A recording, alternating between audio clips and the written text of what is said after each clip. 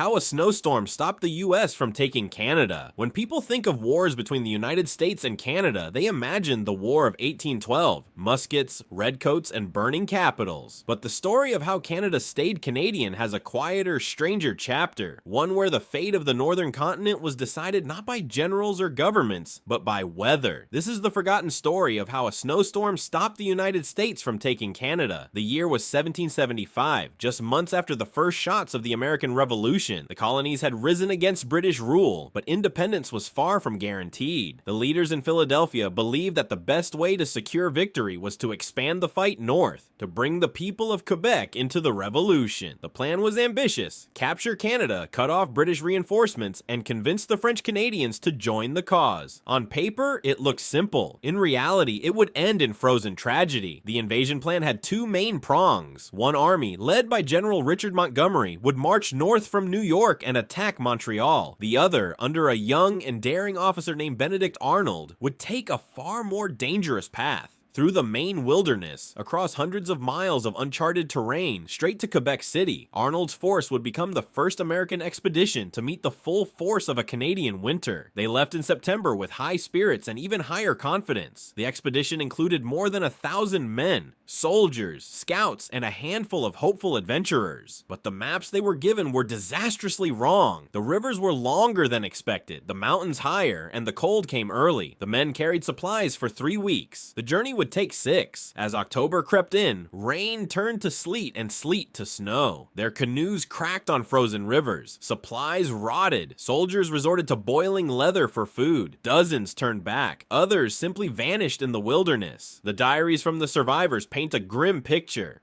We marched knee-deep in snow, our bellies empty, our clothes in rags. Yet somehow Arnold pressed on, convinced that reaching Quebec would turn the tide of the war. By November, fewer than 700 men remained. They staggered out of the forest, half-starved, their muskets rusted, their shoes gone. Locals described them as phantoms of an army. Still, they marched toward Quebec, carrying the hope that the French-speaking Canadians would rise to join them. But that hope quickly died. The people of Quebec had little interest in another foreign revolution.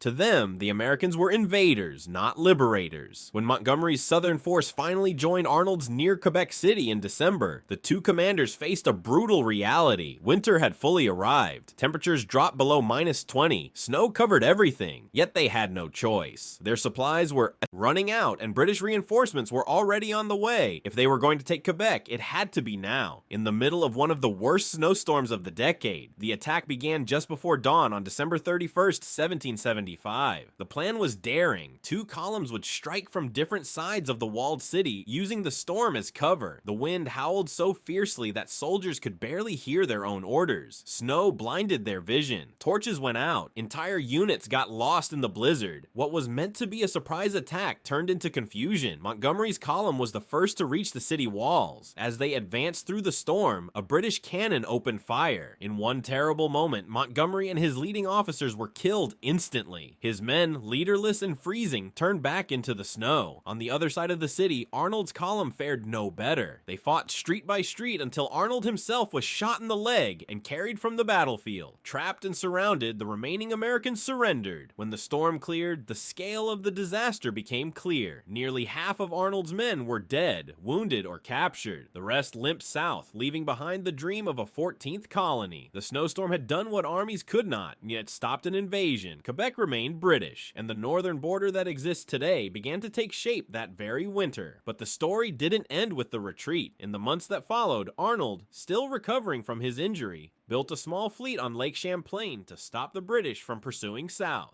His ragtag navy fought fiercely at the Battle of Valcour Island in 1776. Though they were outnumbered, their resistance delayed the British advance just long enough for the Revolution to survive. The same man who had marched through the snow to take Canada now used that time to save the colonies themselves. Historians still debate what might have happened if the weather had been different, if the snowstorm hadn't hit that night, if Montgomery had survived, if Arnold's men had found food or warmth. Could Canada have joined the revolution? The truth is, it was entirely possible. Many French Canadians disliked British rule, and a successful invasion might have swayed them. The blizzard didn't just stop a battle, it may have changed the entire map of North America. For the British, the storm felt almost providential. The victory at Quebec turned General Guy Carleton into a national hero. London celebrated the defense as a triumph of courage and climate. One officer wrote, "The heavens themselves favored the crown." For the Americans, it was a bitter lesson that idealism and bravery could still lose against nature. Even so, the failed invasion left a lasting mark. The Americans never tried to conquer Canada again on such a scale. Later attempts during the War of 1812 would follow, but none with the same determination or disaster. The memory of 775, the snow, the hunger, the silence of the dead in the frost haunted every future plan.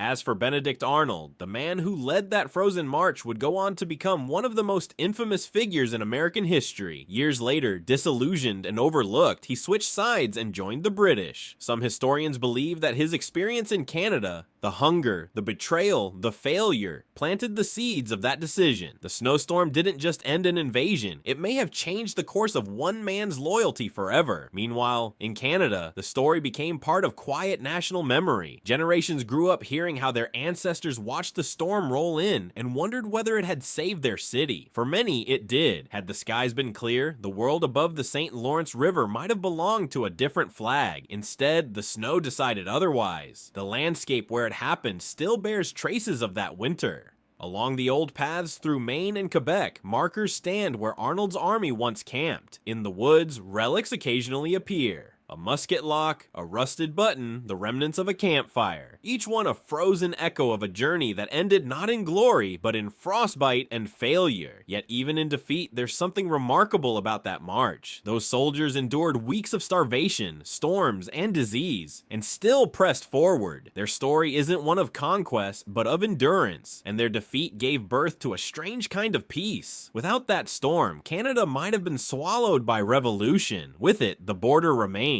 and the two nations would grow side by side instead of as one. In the centuries since, historians have come to see the failed invasion as a defining moment not just for Canada, but for the entire continent. It marked the moment when geography, the forests, the rivers, and yes, the snow, began shaping politics more than ideology did. Nature drew the line that men couldn't cross. The snowstorm of 1775 wasn't just weather, it was history in motion. A blinding wall of wind and ice that turned ambition into retreat. It decided that two nations would grow from one revolution instead of one empire ruling all. And in the end, it proved that sometimes the most powerful ally in history isn't an army or a king, well, it's the sky itself.